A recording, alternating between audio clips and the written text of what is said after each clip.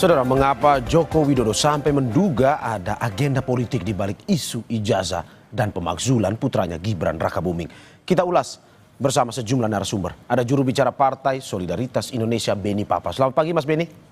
Selamat pagi, Mas. Terima kasih sudah bergabung pada pagi hari ini. Juru bicara PDI Perjuangan, Seno Bagaskoro. Selamat pagi, Mas Seno. Iya, selamat pagi, Mas. Selamat pagi, Mas Seno. Terima kasih juga sudah bergabung. Dan pengamat politik yang juga Direktur Eksekutif Indikator Politik Indonesia, Burhanuddin Muhtadi. Selamat pagi, Mas Burhan. Pagi, Mas. Terima kasih Bapak-Bapak sudah bergabung di Dialog Sapa Indonesia Pagi pada hari ini. Dan saya akan ke Mas Beni terlebih dahulu. Mas Beni, kata Pak Jokowi, saya perasaan politik saya bahwa ini ada politis terkait dengan ijazah dan juga pemakzulan Wapres Gibran. Katanya untuk menurunkan politik saya. Menurut Anda seperti apa? Apa maksud dari pernyataan Jokowi ini? Ya, pertama kami perlu menegaskan bahwa Pak Jokowi sebagai figur yang betul-betul menghormati proses hukum. Sehingga ketika ada isu yang menyangkut beliau membawa ke ranah hukum untuk dibuktikan di persidangan. Termasuk ketika berkaitan dengan persoalan ijazah palsu yang kemudian selalu diembuskan oleh beberapa kelompok. Itu yang pertama. Yang kedua, statement Pak Jokowi menjawab media terkait dengan isu ijazah palsu. Saya kira Pak Jokowi sebagai presiden 2 periode dan sebagai tokoh politik tentu kan memiliki feeling politik tertentu ketika melihat fenomena yang ada.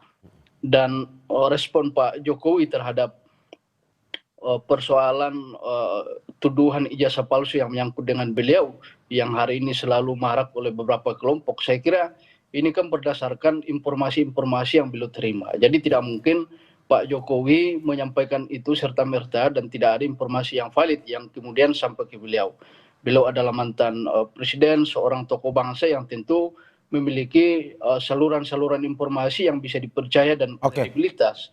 Dan apa yang disampaikan Pak Jokowi kemarin itu adalah respon bahwa memang kelompok-kelompok yang selama ini menuduh bahwa ijazah Pak Jokowi palsu ini adalah kelompok-kelompok yang memang mau mendiskreditkan figur Pak Jokowi sebagai tokoh politik yang selama ini dihormati sebagai satu presiden yang betul-betul berhasil untuk membangun bangsa kita. Gitu. Mas Beni, ini sebenarnya informasi, penegasan saja, informasi atau perasaan sebenarnya? Ya, saya kira Pak Jokowi tentu memiliki informasi tertentu terkait dengan tuduhan ini, sehingga tidak mungkin juga beliau menyampaikan ke media tanpa ada informasi yang sampai ke beliau yang betul-betul bisa dipercaya. Dan saya kira secara kasat mata kita pun sebagai masyarakat umum melihat bahwa memang ini adalah satu gerakan yang disetting untuk mendiskreditkan nama Pak Jokowi dan Mas Gibran. Jadi apalagi Pak Jokowi sebagai tentu kan memiliki informasi-informasi yang lebih kredibel dibandingkan kita ya. Dan saya kira respon beliau adalah merupakan respon yang wajar terhadap fenomena yang ada. Karena ini kan tuduhan yang dibuat-buat ini. Jadi tidak ada dasarnya menuduh Pak Jokowi sebagai orang yang menggunakan ijazah palsu selama ini. Beliau berproses dari wali kota, dari gubernur sampai presiden. Tentu kan melalui proses verifikasi yang cukup Mas, sebelum saya ke Mas Seno, saya ingin penegasan sekali lagi ke Mas Beni. Berarti ini informasi yang didapatkan sebelum Pak Jokowi memberikan pernyataan itu, informasi valid bahwa ada pihak-pihak yang ingin mendiskreditkan reputasi politiknya. Kalau memang seperti itu, apa sebenarnya motifnya? Apakah memang karena posisinya Pak Jokowi ini kan sudah purna tugas sebenarnya? Iya, motifnya saya kira kita bisa menyimpulkan, Mas, bahwa orang-orang yang menuduh Pak Jokowi ijazah palsu ini kan kalau kita lihat track recordnya, orang yang selalu berseberangan Pak Jokowi selama 10 tahun kepemimpinan beliau sebagai presiden. Jadi anggaplah ini adalah kelompok-kelompok yang memang selama ini melawan Pak Jokowi. Jadi ketika ditanya motifnya, ini adalah motif sakit hati aja, Mas. Jadi mereka tidak mau ketika Pak Jokowi selesai, Pak Jokowi bisa masih menjadi seorang negarawan. Jadi akhirnya sampai Pak Jokowi selesai presiden pun masih diganggu karena mereka tidak puas menyerang Pak Jokowi selama 10 tahun gitu. Saya ke Mas Seno. Mas Seno, bagaimana Anda menanggapi ungkapan perasaan politiknya Pak Jokowi? Ya namanya orang punya perasaan apapun gitu ya, nggak mungkin salah Mas. Namanya orang perasaan apa gitu. Kayak kita misalnya orang biasa ini yang merasa sedih, merasa senang, merasa marah, merasa jengkel, ya nggak bisa disalahkan. Namanya juga perasaan itu. Apalagi kalau kemudian perasaan itu disampaikan kepada publik berkaitan dengan peristiwa tertentu, nggak bisa disalahkan. Yang jadi persoalan kan adalah lalu kenapa perasaan itu harus sampai ke telinga orang banyak? Kita tahu bahwa Pak Jokowi ini kan presiden, sempat menjadi presiden, mantan presiden, yang pasti kemudian punya khalayak publik yang mendengarkan apa yang beliau sampaikan. Kalau memang kasus ini sebegitu mengganggu beliau, sebetulnya kan banyak cara-cara praktis yang lebih cepat untuk menyelesaikan persoalan ini. Tapi dengan menyampaikan suatu kecurigaan bahwa ini jangan-jangan ada motif tersembunyi, ada kemudian agenda besar, ada kemudian motif politik besar di belakang situasi hari ini yang menerpa beliau gitu ya. Ini kalau menurut saya bukan malah menyelesaikan persoalan, malah justru akan membawa diskursus publik ke dalam diskusi yang lebih panjang. Jadi masalah percakapan ini tidak akan makin selesai, makin surut, tapi justru malah akan kontraproduktif dengan tujuannya, gitu, dengan beliau menyampaikan perasaan tersebut.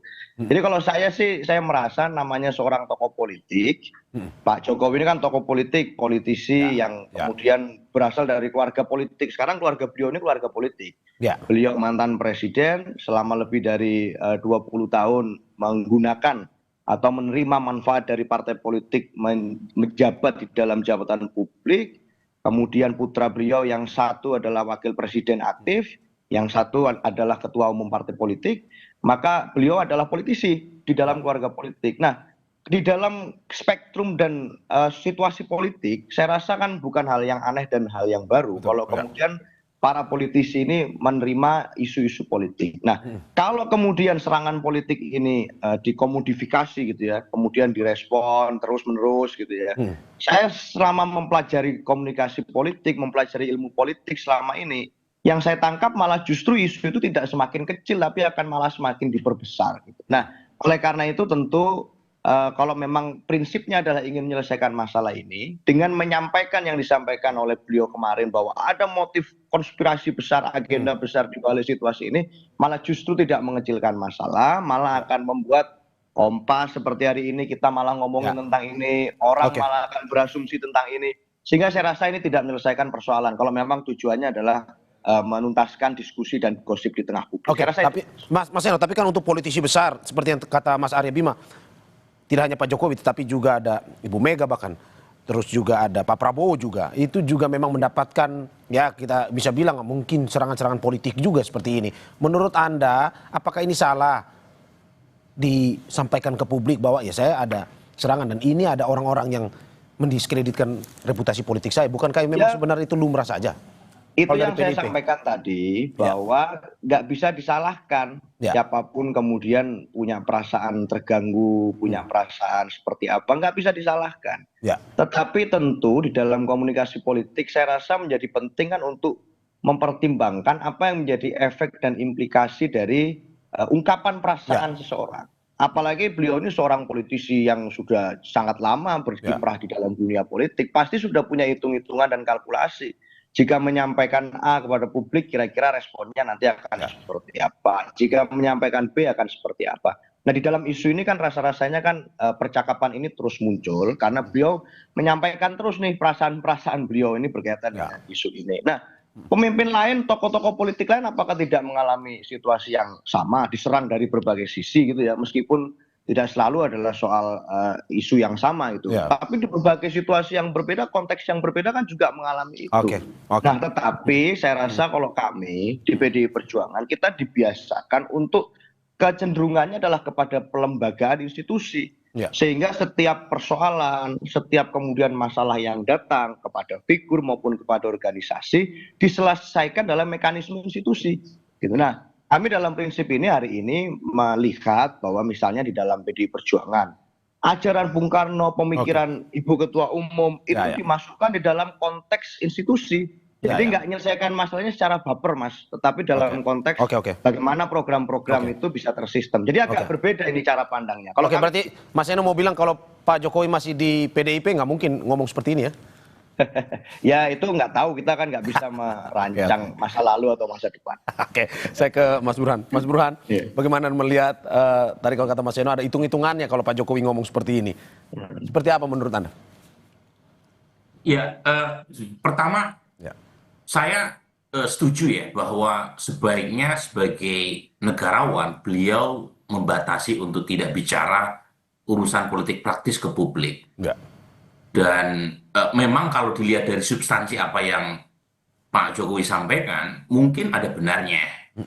Dan secara empirik, betul tingkat kedisukaan terhadap Pak Jokowi juga menurun ya setelah ijazah palsu Ya. bulan-bulan menyita perhatian publik ya. Jadi secara substansi apa yang disampaikan oleh Pak Jokowi mungkin ada benarnya bahwa ada desain di balik Ya. serangan bertubi-tubi yang diarahkan ke keluarga besar beliau, suatu hal yang tidak terelakkan ya, karena putra dan menantu beliau masuk ke dalam politik. Jadi meskipun masa jabatan Pak Jokowi sudah selesai, Ya. tetapi kan keluarga besarnya masih aktif di politik. Ya. Tetapi ketika perasaan itu disampaikan ke publik, ya wajar kalau misalnya Mas Seno punya anggapan, ada maksud lain, kenapa itu harus disampaikan. Nah, saya pribadi, ini sikap saya pribadi, pandangan saya pribadi, itu sebenarnya berharap seorang presiden yang pernah menempati orang nomor satu di Republik, Ya. setelah selesai, itu sebaiknya beyond dari urusan day-to-day politik. Menjadi seorang negarawan yang bukan lagi memikirkan pemilu 5 tahun yang akan datang, tapi memikirkan apa warisan yang akan diberikan ke generasi berikutnya. Ya. Itu yang kita pelajari dari tradisi politik di Amerika. Seorang presiden setelah selesai menarik diri dari urusan politik praktis. Itu yang ideal ya buat saya. Oke. Tentu seorang presiden, mantan presiden seperti Pak Jokowi punya pandangan lain karena konteksnya berbeda. Tetapi ketika berbicara seperti itu, tentu tidak bisa terelakkan beliau masuk dalam urusan pusaran politik praktis yang penuh dengan polemik, kontroversi, dan pro dan kontra.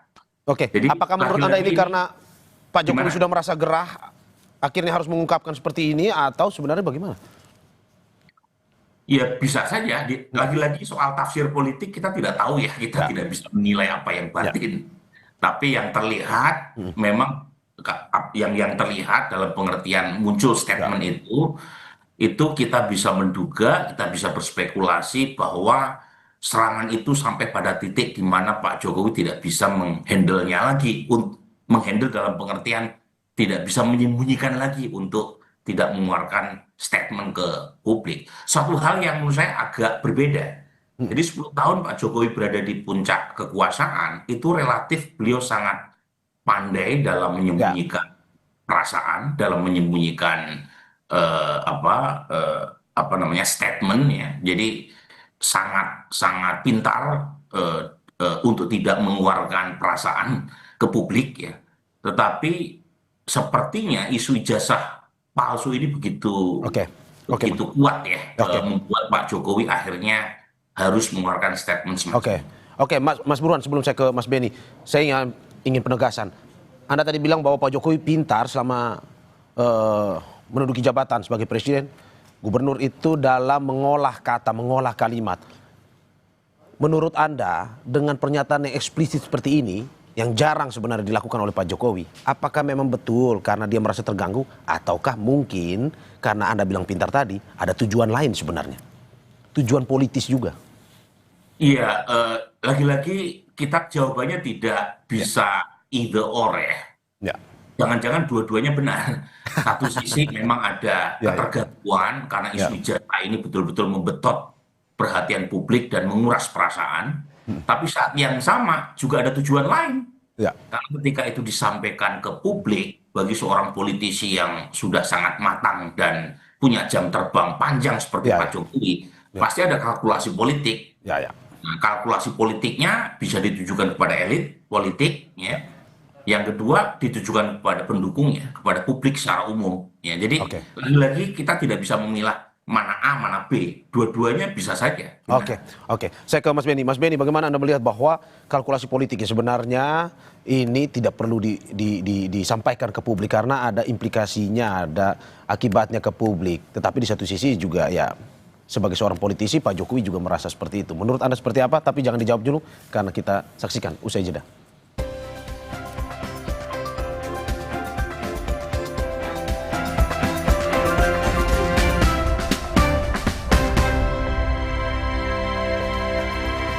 Terima kasih masih di Sapa Indonesia Pagi, saudara, bersama saya Mario Sarong dan narasumber saya, juru bicara Partai Solidaritas Indonesia Beni Papa.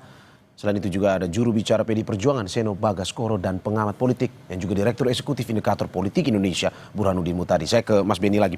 Mas Beni, bagaimana melihat bahwa ini sebenarnya tidak perlulah disampaikan oleh Pak Jokowi, ada implikasi-implikasi yang juga mungkin berdampak kepada masyarakat. Tapi kalau Anda melihat sebenarnya dari kasus ini secara umum, ini lebih banyak ruginya ke Pak Jokowi atau bagaimana sebenarnya? Iya, tentu apa yang disampaikan Pak Jokowi ini kan sesuatu yang wajar, Mas. Dan apa yang sedang dilakukan oleh beberapa kelompok hari ini yang menuding ijazah beliau palsu, ini kan secara terang benderang merusak reputasi beliau. Sehingga ketika beliau merespon, saya kira ini menjadi sesuatu hal yang wajar. Karena kenapa? Ini juga menjadi pembelajaran, Mas, untuk untuk kita semua, bahwa tidak bisa kita kemudian serta-merta bisa merusak reputasi orang tanpa dasar, tanpa data, tanpa fakta. Dan ketika itu kemudian dilakukan kepada seorang figur, saya kira ini juga akan menjadi presiden buruk. Jadi bayangkan ketika semua figur politik, Mas, kemudian dihantam dengan persoalan-persoalan yang tidak ada faktanya. Ini kan merusak demokrasi kita, Mas. Dan apa yang disampaikan Pak Jokowi kemarin ini sesuatu yang menurut kami wajar. Dan yang kedua, Pak Jokowi kan selama ini merespon dengan melakukan pelaporan di kepolisian. Jadi Pak Jokowi di lain sisi juga taat kepada hukum yang ada. Jadi beliau menyerahkan kepada hukum, tapi ketika kemudian kelompok ini selalu menggemburkan di media, di masyarakat, ini kan menjadi kekuatan tersendiri bahwa gerakan-gerakan ini bisa merusak demokrasi kita, bisa merusak kebebasan berpendapat kita yang selama ini kita hormati, bahwa kemudian setiap orang punya kebebasan untuk menyampaikan hal, itu lain soal, tapi kebebasan itu juga harus bertanggung jawab, harus berdasarkan dengan fakta, Mas. Mas Beni, tapi ada yang bilang juga bahwa Pak Jokowi juga riding the wave juga, ada mengambil keuntungan juga dari isu yang dimainkan ini. Menurut Anda seperti itu atau bagaimana? Saya kira tidak, Mas, ya. Dan respon Pak Jokowi kemarin itu kan menegaskan bahwa apa yang sedang terjadi ini kan merugikan beliau, merusak reputasi beliau. Jadi kalau ada pihak-pihak yang menuding bahwa Pak Jokowi mengambil keuntungan yang dengan kasus ijazah palsu sekarang, saya kira tidak ada. Justru ini kan dan kita masyarakat biasa melihat, Mas, ini sedang ada gerakan untuk merusak reputasi beliau dan itu merugikan Pak Jokowi. Oke, saya ke Mas Seno. Mas Seno, Pak Jokowi seperti yang dibilang Mas Burhan, seorang politisi kawakan. 10 tahun menjabat presiden, selalu kita lihat serangan-serangan itu selalu muncul ke Pak Jokowi, tapi tidak menurunkan juga elektabilitasnya. Menurut Anda, Pak Jokowi ini seseorang yang pintar memainkan ini atau bagaimana? Memang betul merasa geras sehingga merasa bahwa ini ada yang menyerang atau bagaimana sebenarnya? Ya jujur saya nggak ngerti juga ya. Dalam konteks dirugikan secara politik itu seperti apa. Kan beliau sudah nggak bisa nyalon lagi sebagai figur politik. Sudah pernah 2 kali menjabat sebagai presiden, jabatan tertinggi di Republik ini. Dan sudah sesuai konstitusi nggak bisa nyalon lagi. Gitu. Sehingga tentu saja tidak ada itu kemungkinan futuritis masa depan. Beliau akan dirugikan secara politik gitu ya, secara elektoral, apalagi tadi kalau pertanyaannya begitu misalnya. Untuk terkait dengan isu apapun itu. Sehingga kalau kita melihat misalnya siapa sih tokoh politik di lingkaran eksekutif pusat misalnya yang tidak mengalami situasi yang kurang lebih sama. Misalnya di dalam Pilpres kemarin, kandidat mana sih yang tidak mengalami serangan pembunuhan karakter yang luar biasa? Di sisi kami misalnya figur-figur kunci kami juga dilakukan pembusukan karakter yang luar biasa. Di sisi nomor urut 1, 2, 3 juga dilakukan hal-hal yang sama gitu, bahkan hingga sekarang gitu. Tapi nggak ada itu yang rasa-rasanya figur-figur itu yang baper-baper gitu kan, kemudian menyampaikan situasinya seperti itu. Saya rasa nggak juga gitu, ya biasa saja. Memang itulah kemudian dramatika yang ada di politik gitu. Tetapi di dalam seorang politisi yang kelasnya seperti Pak Jokowi, kemudian ada Pak SBY, ada Bu Mega, negarawan-negarawan kita yang kelasnya harusnya sudah di level negarawan. Harusnya banyak mikirnya adalah visioning dan gagasan dong, Mas. Ya. Saya rasa hari ini ada banyak hal kok peran yang bisa dilakukan oleh Pak Jokowi itu selain ngurusin masalah yang menurut kami ini kan masalah yang remeh-temeh gitu loh. Ya. Urusan ijazah itu kan urusan yang apa ya, ini suatu yang membanggakan, suatu hal yang semua orang juga punya kalau pernah mengikuti prosesnya, dan mudah saja gitu untuk kemudian menceritakan kalau dia punya atau tidak punya gitu. Sehingga bukan persoalan yang besar. Bagaimana hari ini di mata rakyat ada banyak isu lain yang jauh lebih penting gitu. Nah, untuk kemudian dijawab persoalannya oleh para tokoh-tokoh kunci kita. Pak Jokowi bisa tuh nimbrung ikut mikir misalnya bagaimana ini rakyat banyak yang teriak-teriak nih, sedang banyak PHK. Ya. Bagaimana kira-kira ini dengan lapangan kerja yang dijanjikan disediakan oleh Oke.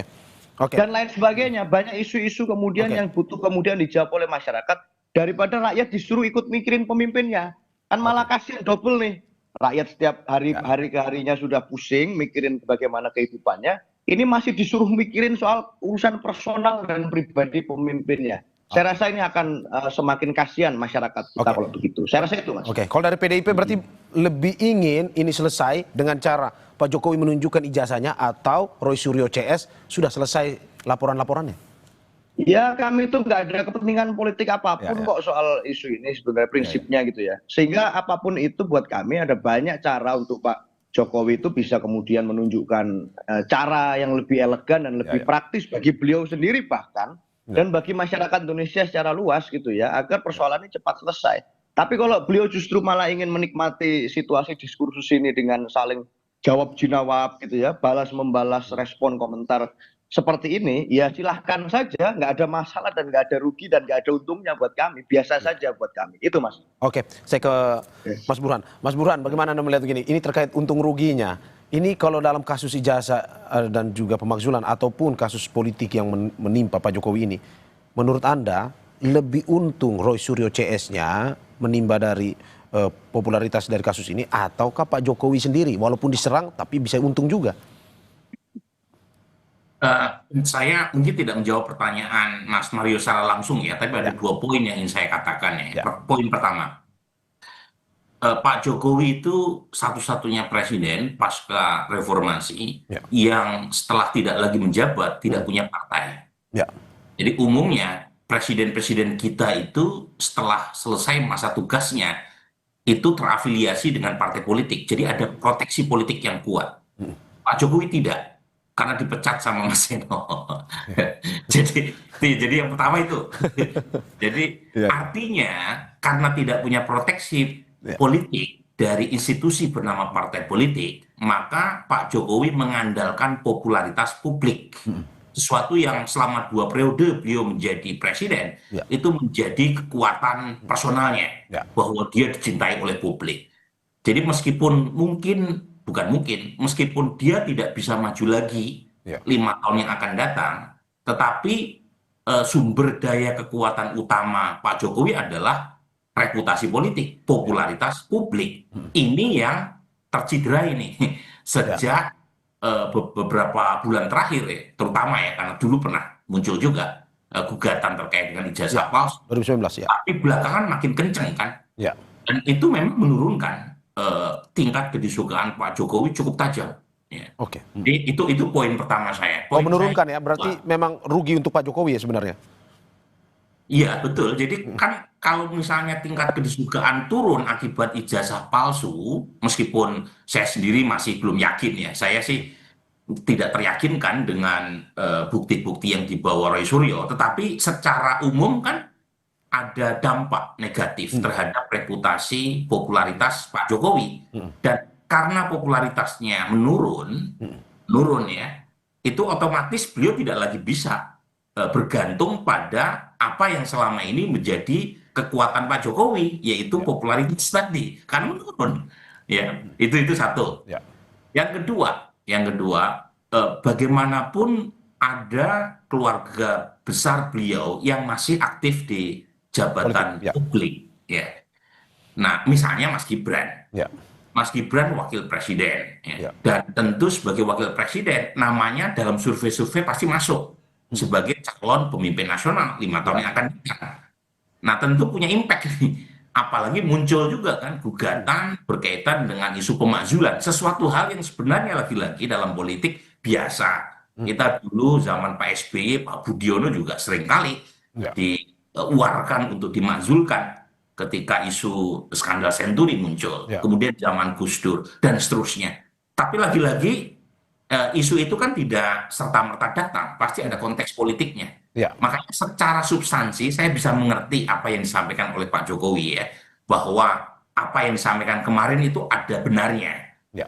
Dalam politik kan nggak ada yang tanpa skenario, pasti ada skenario ya. Ya. Tetapi ketika itu diucapkan langsung oleh Pak Jokowi, menurut saya ini menjadi suatu hal yang menarik karena sebelumnya Pak Jokowi tidak seperti itu.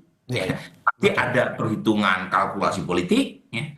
Mungkin juga beliau cukup terganggu karena beruntun ya serangan yang dialamatkan kepada beliau dan keluarga besar ya, bukan hanya soal ijazah palsu tapi juga soal pemakzulan Mas Wapres ya, istilahnya Pak Jokowi, kemudian isu korupsi yang diduga atau dikaitkan melibatkan menantunya di Sumatera Utara, jadi beruntun. Nah ini yang mungkin mengganggu beliau, tapi saat yang sama untuk seorang politisi kawakan, ketika itu disampaikan kepada publik, pasti ada tujuan lain di luar dari urusan perasaan. Oke, saya ke Mas Benny. Mas Benny, bagaimana Anda melihat bahwa betul kata Mas Eno bahwa ini sebaiknya ya sudah kita lebih pikirkan hal-hal yang bersifat lebih besar untuk negara ini. Menurut Anda bagaimana sebenarnya caranya untuk pada akhirnya permasalahan ijazah, permasalahan pemakzulan ini selesai sudah dan kita lebih fokus kepada hal-hal yang bersifatnya membangun? Iya, Pak Jokowi kan selama ini itu menghindari statement ke publik terkait dengan tudingan ijazah palsu.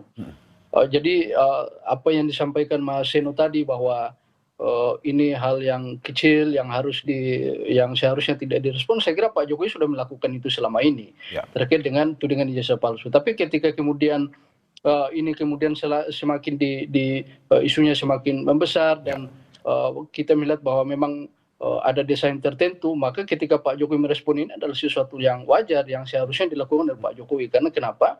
Ini kan juga akan membentuk persepsi publik yang baru kalau Pak Jokowi tidak merespon kasus ini. Jadi apa yang dilakukan Pak Jokowi ini bagian dari upaya untuk menetralisir sehingga tudingan-tudingan ini tidak semakin membesar dan sekali lagi bahwa ini menjadi warning juga untuk teman-teman yang melakukan gerakan-gerakan tudingan ijazah palsu ini, bahwa apa yang dilakukan tanpa bukti, tanpa fakta itu nanti akan terbukti di persidangan, dan Pak Jokowi sudah sedang menyiapkan itu dengan laporan di kepolisian gitu. Ya. Dan apakah juga seperti yang kata Mas Burhana tadi, analisisnya apa? Setelah keluar pernyataan ini mungkin saja karena Pak Jokowi merasa popularitasnya juga terganggu atau bagaimana menurut Anda? Oh ya Pak, pasti Mas. Ya. Dan apa yang dilakukan Pak Jokowi ini kan sekali lagi merespon karena beliau merasa terganggu. Beliau merasa dirugikan dengan isu-isu yang memang tidak ada buktinya. Tapi kemudian kalau ini dibiarkan Mas, ini kan sesuatu presiden yang buruk untuk kita. Orang dengan bebas menuduh orang menggunakan ijazah palsu tanpa ada bukti, tanpa data, ini kan sesuatu yang harus kita harus kita lawan, Mas. Oke, saya ke Mas Eno. Mas Eno, bagaimana Anda melihat bahwa ini sebenarnya harus dihentikan seperti kata Anda tadi, isu ijazah, isu pemakzulan, ini perlu dihentikan segera atau bagaimana?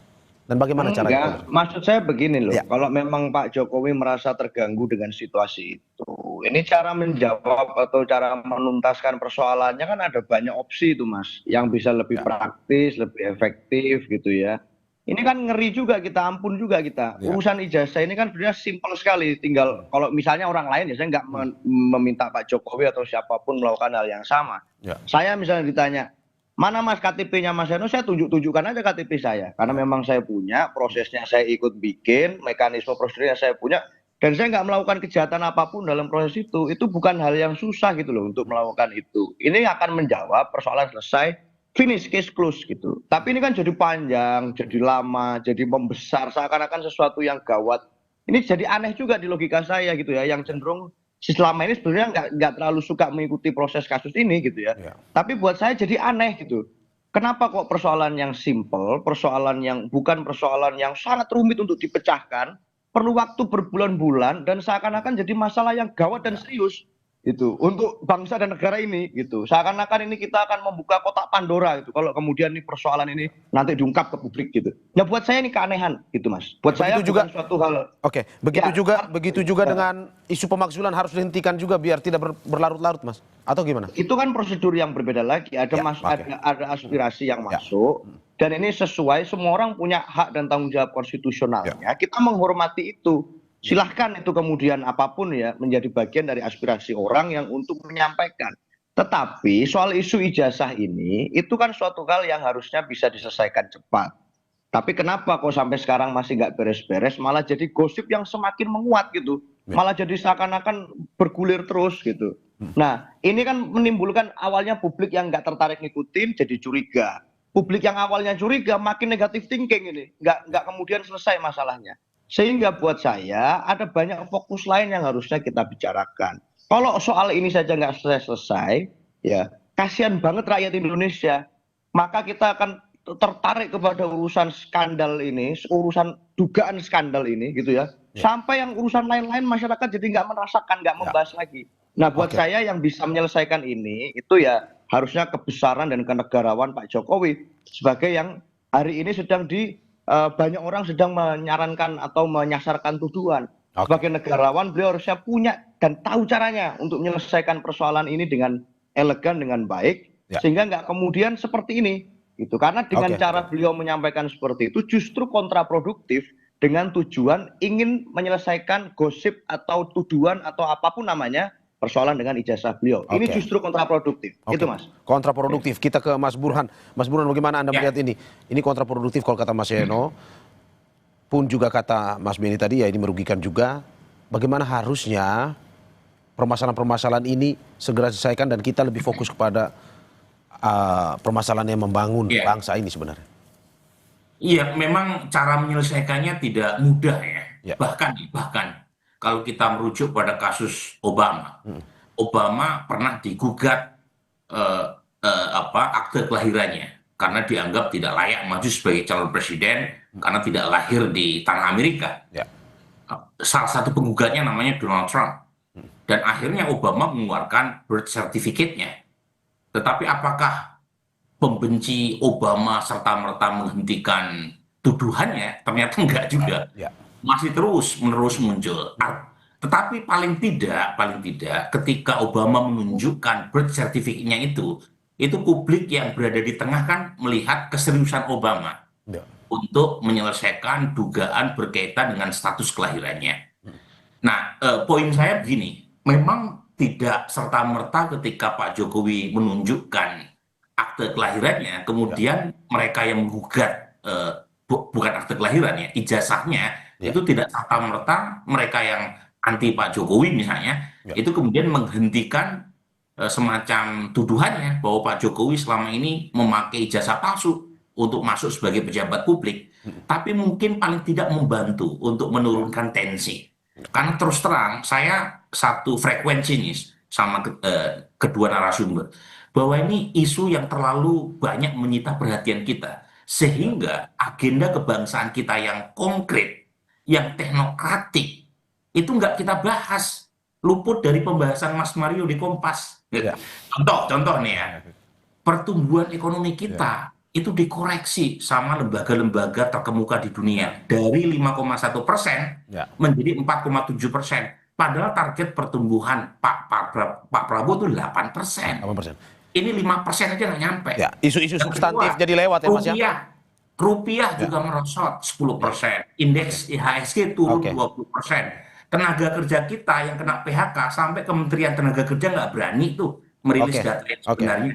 Ini penting yang menurut saya perlu mendapatkan perhatian dari Kompas TV. Terima kasih atas apa yang disampaikan juru bicara Partai Solidaritas Indonesia Beni Papa, juru bicara PDI Perjuangan Seno Bagaskoro, dan pengamat politik yang juga Direktur Eksekutif Indikator Politik Indonesia Burhanuddin Muhtadi atas apa yang disampaikan. Semoga bisa kita move on dan lebih berpikir terkait dengan pembangunan bangsa. Sehat-sehat Bapak-bapak. Terima kasih banyak. Terima kasih.